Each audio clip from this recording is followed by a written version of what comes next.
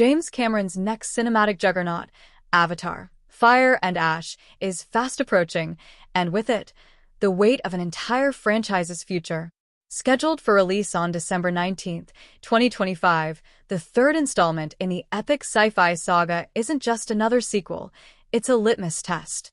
The film must prove that Avatar is more than a visual spectacle, more than a box office anomaly. With over $5.2 billion already earned from the first two entries, Fire and Ash must now justify whether those massive earnings were a cinematic breakthrough or a lightning-in-a-bottle fluke.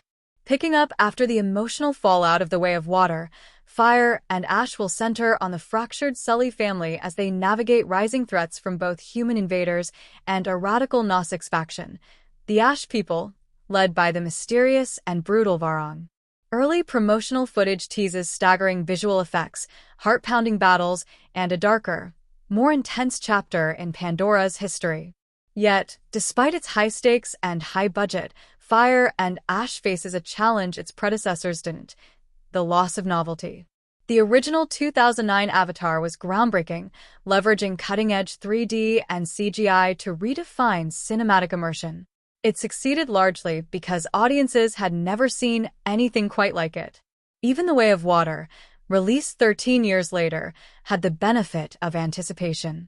It rode a wave of nostalgia and technological innovation, giving viewers another visual feast they had waited over a decade to see. But Fire and Ash, arriving just 3 years later, can no longer coast on visual novelty alone.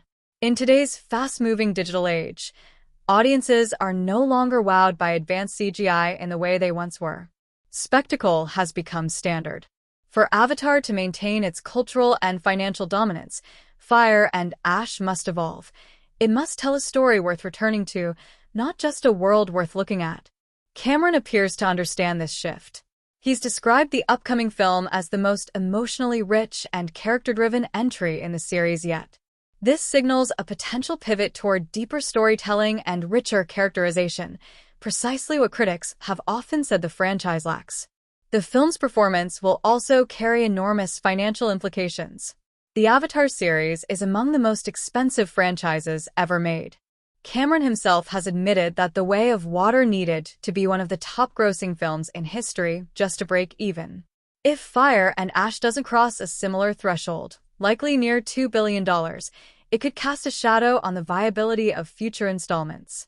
And with Avatar 4 and 5 already in various stages of production, any underperformance could force Disney and Lightstorm Entertainment to reassess their long-term strategy.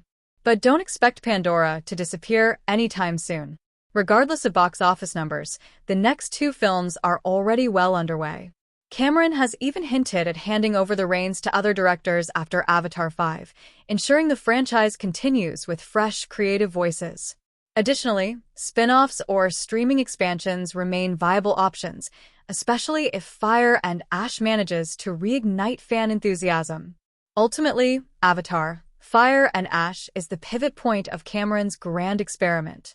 It must transition the franchise from a visual marvel into a compelling mythos, one that can rival Star Wars, The Lord of the Rings, or Marvel not just in scale, but in emotional investment. If it succeeds, it may secure Avatar's legacy well into the 2030s and beyond. If it falters, it risks proving that what once felt like a revolution in cinema was, perhaps, a magnificent but momentary illusion.